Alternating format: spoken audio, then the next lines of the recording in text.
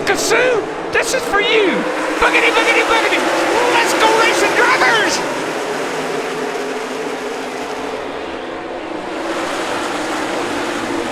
And for the lead, engine number 9, Chase Elliott, bringing it around the outside of Ricky Stenhouse.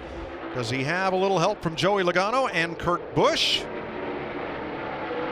You know, Chase Elliott had fallen back a little bit further than I expected him to at the beginning of this race, but he must have a really good handling car, DW and Mike, because he has gone up there and driven by some cars, some really good cars, to take this lead. Yeah, that's what I saw in the qualifying race. That's what I see right now. His car is really handling well.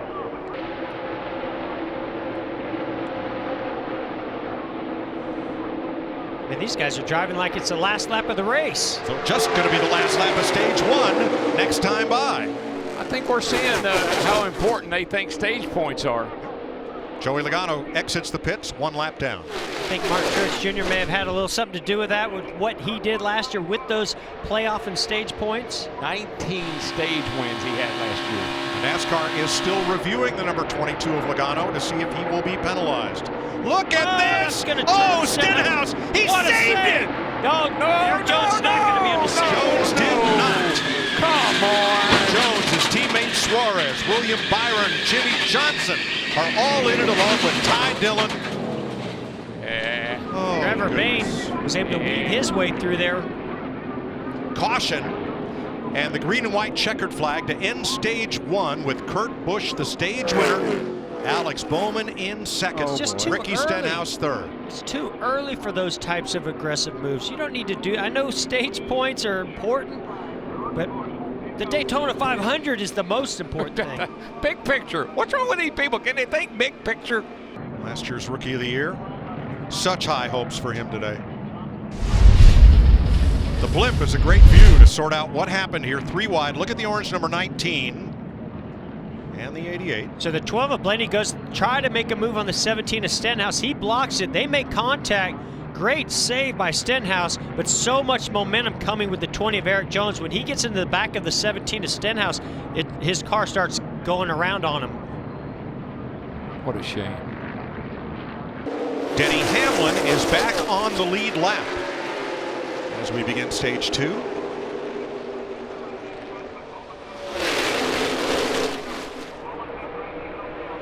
Well, one thing we've seen that's been really tough to beat is when those Fords get single file and start working together. We've got 4 or 5 of them in that outside lane. And that 12 car has been fast all week long, Mike. Erik Jones, Daniel Suarez checked and released at the infield care center. William Byron against the wall coming through turn number 4. We stay green. Not sure how much damage to that number 24.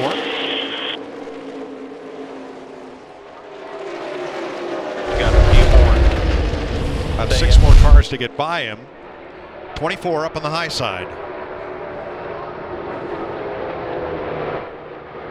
Bubba Wallace, yeah, I don't think whatever Bubba coming up didn't seem to have anything to do with it. I think he just blew maybe a right front tire. Maybe some of that damage that team tried to fix, it just couldn't quite clear those fenders. Darren, looks like we have a flat tire coming to you. Now he's got to make it another 2 miles around to get to pit road. Yeah, at that speed, we're going to see some debris. Caution for debris on the back straightaway that came off William Byron's car. It comes at lap 93. Lap 120 will be the end of stage 2. Ryan Blaney came up to the top lane to cover the spot and prevent Chase Elliott's number 9 from advancing. Big push coming from Elliott and Keselowski. Contact! Elliott slam into the wall. Are you kidding me? Danica Patrick, Casey Kane.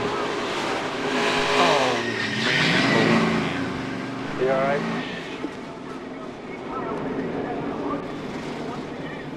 Yeah, I'm good. Oh, took the wind out of Chase Elliott. Yeah, that was Elliott, Kane, here's Danica Patrick and Kevin Harvick. Man, Mike, all these this guys, blocking going on. Well, it's at the end of these stages, and everybody, I mean, it's like all of a sudden everybody says, I want to win a stage. And Keselowski, the pre-race favorite, has the right front torn off of his car, as does David Reagan. Chase Elliott climbs out. A couple iconic numbers right together. The 43 of Richard Petty Motorsports and the number 3 of Richard Childress Racing. Close, a red light. Austin Dillon behind the wheel. Red light at pit road. 2 laps before the end of each stage. Pit road closes. 2 to go.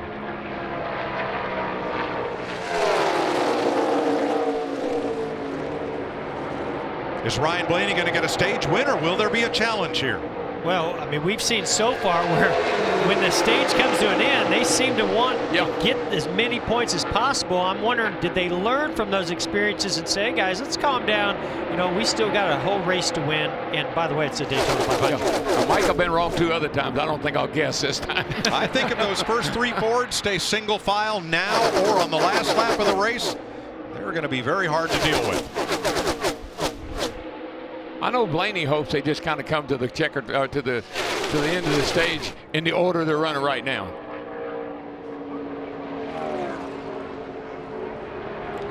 The first 4 drivers are all in new rides this year. Blaney with Team Penske, Paul Menard taking Blaney's spot at the Wood Brothers, Aric Almirola moving over to Stewart Haas, and Darrell Wallace Jr. for Richard Petty.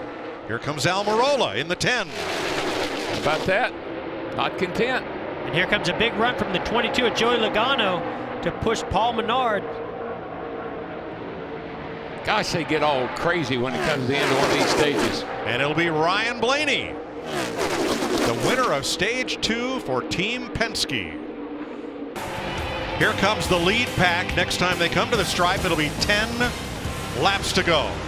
3rd generation racer Ryan Blaney in his first drive as a full team. Trouble, turn 4. A car spins to the inside. It's William Byron. Caution. Caution's out, caution's out, caution's out. Oh boy. Oh boy.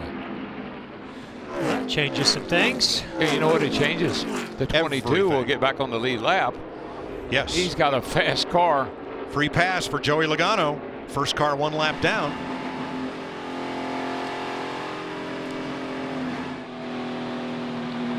Byron's car damaged from that earlier crash at lap 60. They'd made a lot of repairs, but right rear down there. And here's what happens. Look for the flames and the sparks. Yeah, right rear tire. Probably haven't, you know, he's got a lot of body damage, probably rubbed it. Right front blows out as he's locked up, the tires sliding there on the apron. Jeff, I mean, I'm Ryan Blaney. I've led 114 laps of this race. The next closest guy to me is Kurt Busch. He's led 14. Man, and then I'm thinking, I had this in the bag. This changes everything. And see, this is where if I'm Ryan Blaney, I was much more comfortable having Martin Truex Jr. behind me with a car that didn't have the speed. Hamlin has the speed. Oh, yeah, look at him close right there. He's going to have to put a block on him. Oh, got him sideways. Got a little, he touched him, got him loose. And inside. Here we go. Stacking up behind Big Blaney. push coming from DiBenedetto. DiBenedetto and gone. Where Hamlin has Kurt Busch behind him and Almirola. Boy, that 11 car is strong through the corner. I mean, he really gets through the turn stout. Another lead change as they come to 2 laps to go. Woo! Come on, boys. Hang on to him.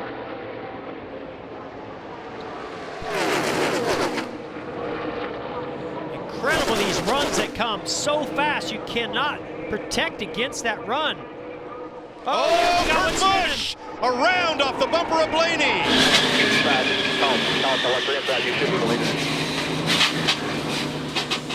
Truex not able to avoid this one. Or Bowman. Oh, Bowman's got it. Benedetto, Stenhouse, a bunch of them. DiBenedetto all torn up. Kurt Busch turned around looking for the white flag. Did we see this coming? I think so. Boy, Almirola's right there with Denny Hamlin on this restart. That's huge. Toyota and Ford up front. Chevy's in row 2. Buescher and Dillon. Boy, look at Almirola get right down on that door. I mean,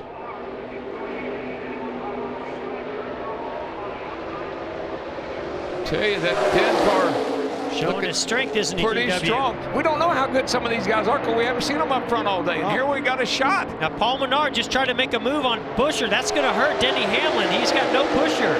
And Aric Almirola, who had a bad crash Kansas last year, missed 6 races. That's when Bubba Wallace got his chance to drive the 43. Almirola moved on at the end of the season to Stewart-Haas Racing, and he is a lap away from the checkered flag in the Daytona 500. Well, he did what his crew chief told him. You got the lead. Hang on to it. Yeah, he's just got to keep those two side by side behind him. Keep working those lanes. I like the inside lane in the corner, the outside lane on the straightaways. It's going to be a big push coming on the top lane. Both lanes. Boy, this He is going needs to to take move to the top lane. Going to have to be quick. Going to have to be quick.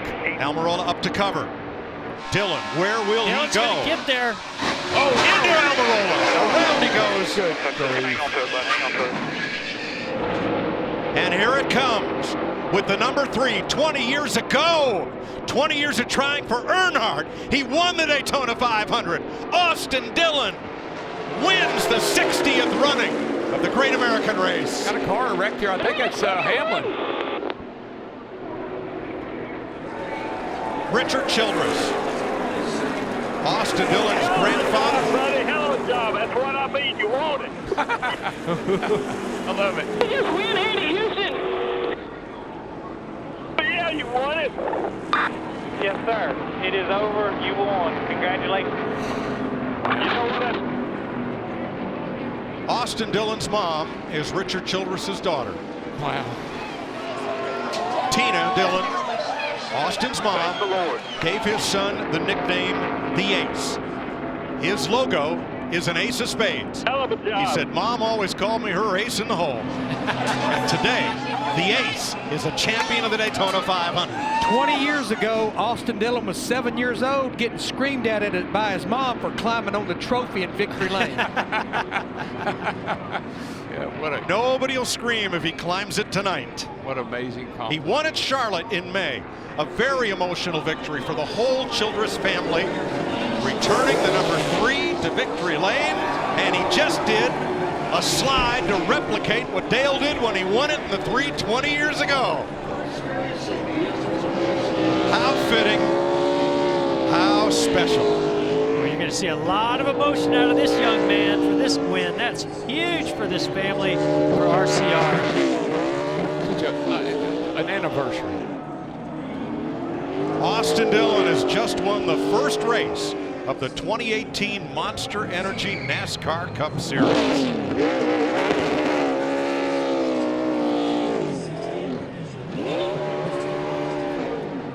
Well, we haven't seen Austin Dillon go to victory lane a lot, but when he does, they're big races. He does some nice burnouts.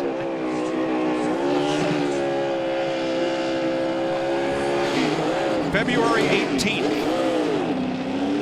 2007, Harvick wins for RCR in the Daytona 500. Yeah. February 18th, 2018, Austin Dillon wins for RCR. Andy Petrie, new VP of competition for RCR with the headset on, congratulating everybody. That's Justin Alexander, crew chief. There's the ace, taking home the checkered flag tonight. Austin Dillon with today's Sunoco fueling victory. He burned her down, boys. Oh, this is amazing. Amazing. That's some cool stuff. Oh, he's taking a breath. Shades of the legendary Big E, Dale Earnhardt, going through the grass. 20 years ago this week, you were in victory lane as a 7-year-old, and you saw how much this race meant to Dale and your grandfather. What does it mean to you to join that exclusive club? I don't know right now. I just want to thank the good Lord above. I mean, I did what I had to do at the end. I hate it for the 10 guys. We just had a run, and I stayed in the gas. It's what it is here at Daytona. But it is so awesome to take the 3 car back to victory lane 20 years ago. This one's for Dale Earnhardt Sr. and all those senior fans. I love you guys. We're going to keep kicking butt the rest of the year. He had a lucky penny in the car. Anything special in this 3? I had a fan, actually, he had no favorite driver, and I told him, I said, I'll give you my hat if I'm your favorite driver. Well, I gave him the hat. The next day, he saw me in the infield and said, here's a lucky penny, I found Heads Up. And I said, man, we got to put that in the car. Put it in the car, and we're here in Victory Lane. What were you thinking on the last restart, building toward the finish? I knew we were in a good spot, and the 43, I got to thank him, Darrell Wallace, he did a great job. Finishing 1-2 with ECR engines. What a day. Thanks, Darrell, for that push, and had to make it happen at the end. You could hear the emotion in your grandfather's voice congratulating you. You know how much this race in this place means to him, and this gift tonight for you. I said that my first win was, I couldn't beat it, and this does. I mean, my grandfather has done everything for me, and everybody knows it. You know, there's a lot of pressure on me to perform because I've had a little bit of everything, but I like that pressure. And the same with the number 3, there's a lot of pressure behind it, but I'm willing to take it and go with it, and just thankful for everyone that supported us along the way. Dale Earnhardt Jr. and his family for letting us bring this number back out, and man, it comes full circle, and just can't thank the Lord enough for this opportunity.